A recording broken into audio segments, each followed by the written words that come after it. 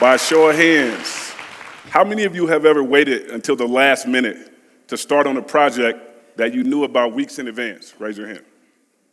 It's essentially everybody in here.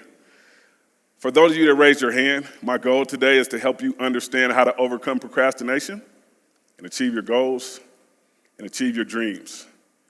When I was 12 years old, my dream was to be a businessman. You see, I grew up in a very poor neighborhood in a city called Oakland, California.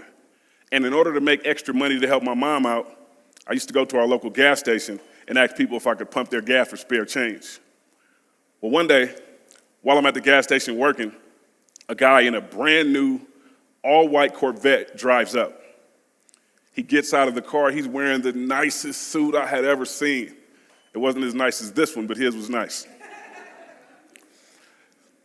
So I rushed over to him and asked him if I could pump his gas. He said yes. And when I was done, he dug in his pocket. He pulled out a wad of cash. It was a lot bigger than this wad of cash. He handed me $20, which was the most anyone had ever given me for pumping their gas. In addition to giving me the money, he gave me some advice. Young man, as you get older, I want you to stay in school and stay out of trouble. As he got in his car preparing to drive away, I had to ask him the question that I know all of you are thinking. Excuse me, sir, what kind of job do you have? He looked at me with more confidence than any man I had ever seen in my life. And he said, I'm a businessman. His words and generosity sparked a dream in me. And from that moment on, I've been determined to stay in school, to stay out of trouble. I'm still working on that one. And to become a businessman. Fast forward some years later, I became the first person in my immediate or extended family to graduate college. I even took it a step further and got a master's degree. Fast forward some years after that, I landed my very first corporate job, which required me to wear a suit to work every single day. So I had the corporate job, I had to wear a suit, I achieved my dreams. I became a businessman. And then one day everything changed. By this time, I had moved from the Oakland, San Francisco Bay Area to Los Angeles, which is about 6 hours in distance, to take a job as an executive in training for one of the largest retail brands in the world. I was married, I had 2 kids, and my wife was pregnant with our third. My boss called me into the office one day, and out of nowhere, he fired me. He said the company wanted to go in a new direction, and today will be my last day. The toughest part was going to tell my pregnant wife that I got fired and I couldn't provide anymore.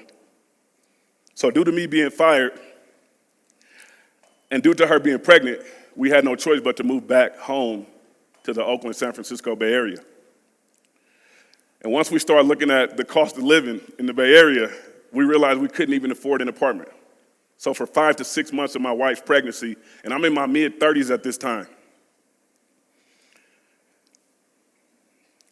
we start off by living with her parents in her spare bedroom, the bedroom that my wife grew up in as a kid. Then we moved from her parents' house to her twin sister's house and slept in their spare bedroom with their family. And then we moved from her twin sister's house to her older sister's house, and she was gracious enough to allow us to sleep in their living room on their couch. So I'm in my mid-30s with a pregnant wife sleeping on the couch in someone's living room.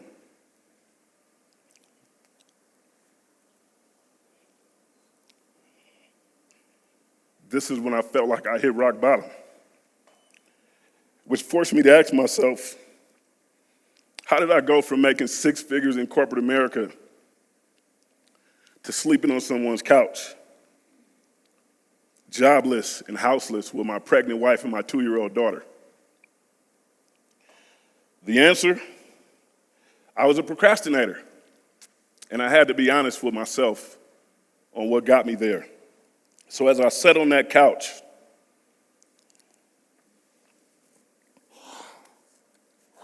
with my head in my hands, crying, I made a commitment to myself and to my family that day that I would never allow procrastination to ruin my life again. So from that point on, I started to study and research procrastination. I started to have conversations with family members and friends and colleagues to ask them what areas of their lives they were procrastinating in. I started to read online articles and books about procrastination. I listened to podcasts, and I did everything in my power to ensure that this would never happen to me again. One of the podcasts I was listening to was the Speaking of Psychology podcast hosted by Kim Mills.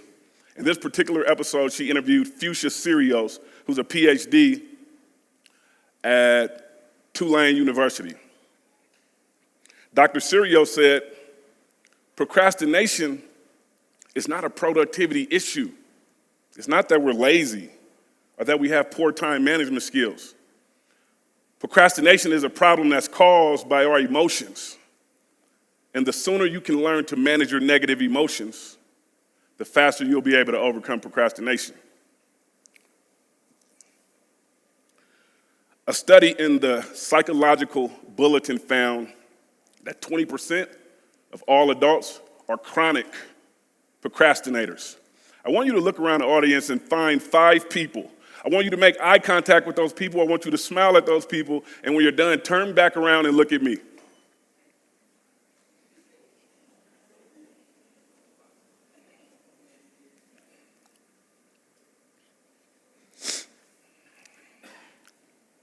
So, out of those 5 people that you just looked at, one of them is a chronic procrastinator. It's up to you to figure out who that is. A chronic procrastinator is described as someone who consciously and consistently delays taking action. A study in that same journal found that 80 to 95% of college students procrastinate, with one study showing that college freshmen who find themselves on academic probation procrastinate more. And I can relate. It took me 7 years to get my undergraduate degree. And during that time, I found myself on academic probation. Again, I was a procrastinator. A study of 1,500 undergraduate students conducted by the app Stop Procrastinating found that 74% of students who took that survey admitted that social media and the internet are their biggest causes of procrastination. In that same study, 64% of those students admitted that when they're studying and they respond to a social media notification, they lose their train of thought 64% of the time.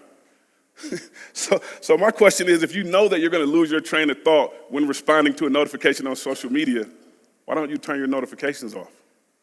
Obviously, it's just not that simple. A study conducted by Darius Farrow on 2,219 people across the workforce found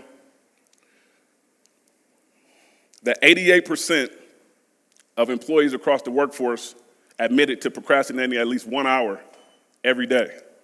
Now, I've spent the past 15 plus years in corporate America, and I can tell you that 88% is not telling the truth. They procrastinate for more than 1 hour a day. That's for sure. A study conducted by Basex, B-A-S-E-X, a business research firm, on the cost of unnecessary interruptions on innovation and productivity says it costs the world about $650 billion annually. Procrastination is a problem that causes emotional issues, health issues, stress and anxiety, but for some reason, people continue to procrastinate. So the question becomes, how do you stop procrastinating? I was listening to an episode of the Mel Robbins podcast. I love her podcast, by the way. And in this particular episode, it was entitled, How to Stop Procrastinating by the World's Leading Expert. That expert, Dr. Joseph Ferrari, conducted 30 plus years, 3 decades of research on procrastination. He's my personal mentor, and his findings suggest that the only way to overcome procrastination is you have to take cognitive behavioral therapy, or CBT. For those of you that may not be familiar with CBT, it's essentially changing the way you think, your cognition, and changing the way you act, your behavior. If you can change the way you think and change the way you act, you can stop procrastinating. As I've said, I've spent years researching procrastination. It's worked on me. It's worked on my family. I went from being a procrastinator to researching procrastination. And I think I've cracked the code on what it takes to overcome procrastination. So what I'd like to share with you are the 5 P's for overcoming procrastination. The first P is to pause. No, I don't mean pause like that. I mean pause like when you find yourself procrastinating, I want you to pause. Like stop in the moment and ask yourself this question. What is the emotion that I'm feeling that's causing me to procrastinate based on this particular project? The answer to that question will provide you with the foundation for helping you understand where your procrastination begins. The next P, process. Now that you've identified that negative emotion, let's say that negative emotion is self-doubt. I want you to process that self-doubt. I want you to challenge that self-doubt by asking yourself this question. Why is self-doubt causing me to procrastinate on this particular project? The answer to that question will be the foundation for helping you understand how to overcome procrastination. Now, Dr. Ferrari said that in order to overcome procrastination, you need to change the way you think, change the way you behave. That's what 30 plus years of research has told us. My research is very similar. The first 2 P's were focused on changing the way you think. The next 3 P's will be focused on changing the way you act. So the third P is all about planning. Every night before I go to sleep, I plan my following day in advance. What are my tasks? What are my responsibilities? And I also have another plan. I plan on how to avoid distractions. A lot of times people who procrastinate, they don't know how to avoid distractions. So my challenge to all of you is to do the same. The following day, I talked about planning. The 4th P is about prioritizing. Here's what I want you to do. Write out that task list and create 3 buckets. The first bucket is the critically important list. The middle bucket is the important list. The final bucket is the least important list. Obviously, your day should be focused on your critically important, and then you work your way down that list. So even if you find yourself procrastinating, you know exactly what your priority list consists of, and then you can work on your priority list to move yourself forward. The last P is the most important P. The last P is to push forward. This is all about taking action, right? None of this works if you don't work, right? I can stand up here and give you all the advice you like or I'd like, but the reality is nothing works if you don't work. There's a quote that says, knowledge is power. It's one of the, let me start this over. There's a quote that says, knowledge is power. Knowledge is power, but it's the application of knowledge that makes knowledge powerful. So you can have all the knowledge in your brain. If you don't take action, you won't get the results, right? So I joined this stage today and I told you that my dream was to become a businessman. And then I got fired. I lost my career and I almost lost my family. But I'm standing here today to tell you and to show you that when you understand how to overcome procrastination, you can take control of your life and make your dreams come true.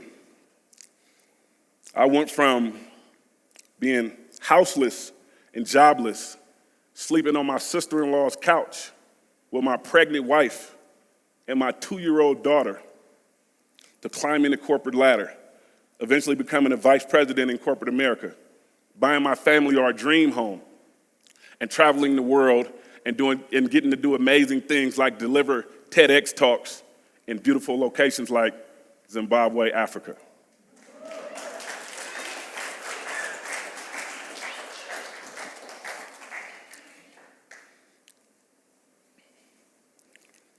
The next time you find you or someone you know procrastinating, I want you to do two things.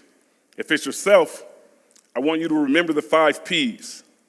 If it's someone else, someone that you love, I want you to introduce them to the 5 P's.